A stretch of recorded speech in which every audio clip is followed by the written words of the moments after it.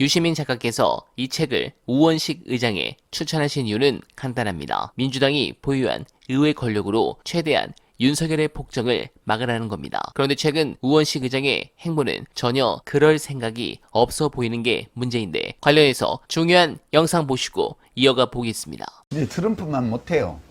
보면 퀄리티 면에서. 왜 그러냐면 지금 생각해봐요. 좀 이상하지 않나요? 박근혜 대통령을 구속한 그 수사 책임자가 윤석열인데, 윤석열을 완전히 옹립해가지고 대통령 후보로 만들었어요, 국힘당이. 아니 박근혜를 엄청나게 이렇게 하는 분들이 박근혜를 감옥에 집어넣은 사람을 대통령으로 만들었어. 왜 그랬겠어요? 그러니까 원수를 갚는 데는 한때 저쪽 편이었더라도 우리 쪽으로 퀴즈 내놓으면 상관없다예요. 지금 국힘당은 단순히 정치인만 문제가 아니라 그 국힘당의 당원과 핵심 지지층이 있잖아요. 여기가 국힘당과 지지층, 국힘당 정치인과 보수 언론과 극우 유튜버와 국힘당 지지층, 이들이 상당히 오랜 기간 동안에 극단주의적 신념을 주고받으면서 이 그룹을, 네트워크를 형성해 왔어요. 그래서 국힘당은 지금 당원 베이스 자체가 극단화돼 가지고 여기를 벗어나는 사람은 될 수가 없어요. 그러니까 유승민 의원 같은 나름 합리적으로 따지는 사람은 배신자가 되고 갖다 대지도 못해요. 아니, 여론조사하면 국민들한테서는 인기가 높으세요. 근데 당원 투표하면 너무 안 돼요. 차이가 많이 나요. 근데 이제 당내 경선에서 당대표가 당직 선거를 하든 후보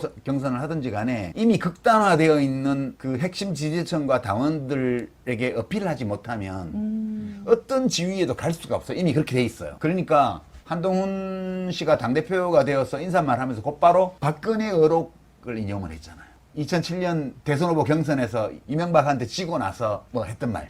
뒤통수 맞는 거예요. 이게 지금, 그러니까 이게 비속한 거예요.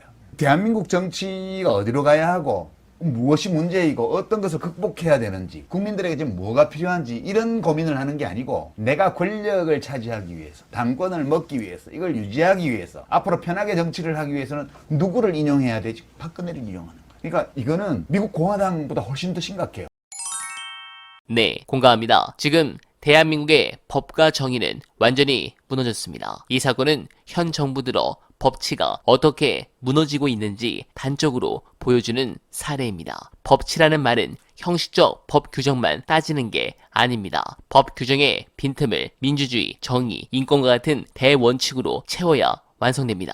그러나 윤석열 정부에서 현실은 반대로 가고 있습니다. 법의 허점을 이용한 법 기술이 법치라는 이름으로 판치고 있습니다.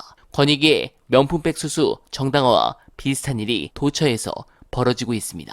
형식적 법치의 더 극명한 사례는 김건희 황제조사입니다. 박성재 법무부 장관은 지난 7월 31일 국회 법제사법위원회에서 제반 규정에 따라 진행한 것이고 특혜라고 생각하지 않는다고 말했습니다.